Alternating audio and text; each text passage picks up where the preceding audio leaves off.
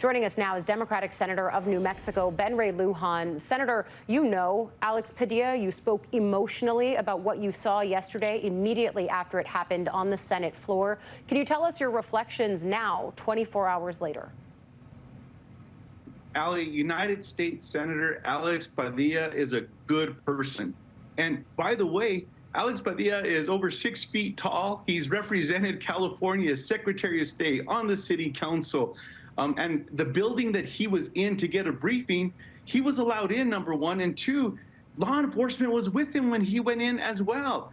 It's an absolute lie that is coming from the Department of Homeland Security, from Secretary Noem, from the White House, and everyone else that is saying they did not know who he was. That's an absolute lie. And then, by the way, with Mike Johnson, the Speaker of the House, suggesting that action should be taken in the Senate, he needs to worry about cleaning up his own house. And when Mike Johnson's judgment is to leave Matt Gaetz and other people like him alone, it tells you where he is. But I'm not too worried about Mike Johnson. The American people are going to flip the House. Mike Johnson's not going to be Speaker for much longer, so I'm not going to worry about that. Let me just speak to the Senate and to decorum. What happened to Alex Padilla is an embarrassment to the United States. It should never be allowed. And like when I went to the floor, my Senate Republican colleagues need to demand action, investigation, stand up to this president, say that that is not allowed. This is horrible. The lack of communication coming from my Republican colleagues. I'm not aware of anyone except for the courage of Lisa Murkowski, who has said something already. No one else has said a darn thing. It is not right. Not in the United States of America is the executive branch going to start throwing United States senators from the legislative branch of government, equal branches of government, on the ground and detain them and arrest them. This is ridiculous. Alex was there and he said, I'm going to ask a question. They know who he was. This is wrong at so many levels. The United States Senate should be more worried about the treatment of fellow colleagues than they worry about the color of liquid or water that people get to drink on the Senate floor, the clothes that people wear. Stand up and say something. What does it say, though, Senator, that they haven't? And where does it mean that this goes next? I'm very worried about the United States Senate and colleagues where we work with each other. We're friends. We talk to each other, private conversations. There's not going to be one Republican senator that says what happened to Alex is wrong. I just hope they have the courage to speak up in public. That's where things need to be. This is a bad day for how the United States Senate will be able to work with one another. And like I said, my Republican Senate colleagues want to worry about more rules about how people dress on the floor, or if they can drink liquid milk or strawberry milk or some colored liquid, than they are about the treatment of folks. And by the way, these federal agents, these are the folks that are supposed to be help protecting elected leaders across America. These are the folks that are called in whenever there's a threat or things of that nature. Does this mean that all of my Senate Republican colleagues that have detail, that should go away? There needs to be a full investigation here. This is bad. This is precedent setting. And I certainly hope that the leadership of the Senate, my Republican leaders, my friends, that they just look within. Pray on it. That's what I told a couple of them last night. Pray on this and do the right thing. Speak up and say something. Your silence is damning right now. I'm glad you bring up the security piece of this, because I wonder if it changes the way that you're thinking about your own security posture. Look, Ali, I've been blessed. Thank God that I've not needed security detail. The Capitol Police officers, I've gotten to know them. You can ask them about this. I ask about families. We often joke about shoes and things of that nature. Yeah. Those are folks we get to work with every day, and they're good people. They're strong people. I trust them. Now, what happens when these federal agents come into the United States Capitol with all these cabinet secretaries, and if that's how they're going to start treating people in the United States Capitol? And what about everyday folks?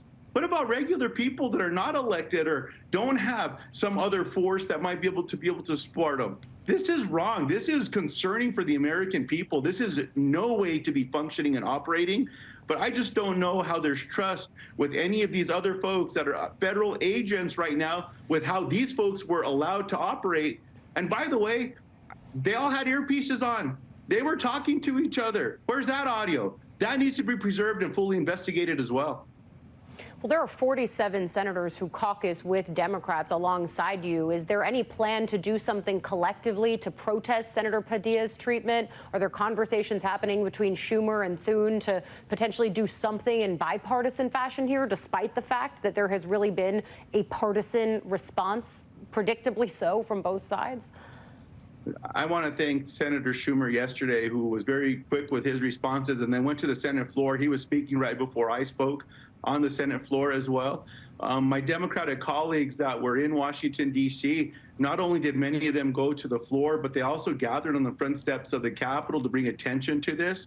I spoke to floor staff yesterday and said something more needs to be done, whether it's resolution, asking for something, demanding something on the floor. I'm hoping that we hear from the leader of the United States Senate, the duly elected leader of the United States Senate, and Senator Thune, to say something on behalf of all senators. Let's make sure that we do something right. So I'm not certain what the next step is, but there are a lot of members that are speaking. And look, in the end, the kind of person that Senator Alex Padilla is, what he said after all of this nonsense, he said to, look, the folks across the country, please gather in a peaceful way.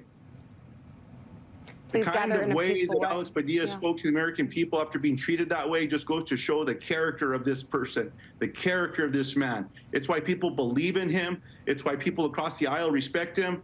I just hope that everyone has the courage and the backbone to do what's right here and speak up and tell the President of the United States, Secretary Noem, who, by the way, should step down. This is ridiculous, and she continues to lie about this incident. This is wrong. The right thing needs to be done here. We need people to speak up, and we need to get through this together. What's happening right now is not allowed. I think that when people look at this instance, it does feel like it could be some kind of a tipping point, especially because you already had tensions so high on the ground in L.A. because of the National Guard being mobilized there over the wishes of state officials. You then, of course, have this image that Eugene Robinson and I were just talking about. We've never seen a senator handled in that fashion. And I think for people watching, the question is this just it? Is this what American politics has become?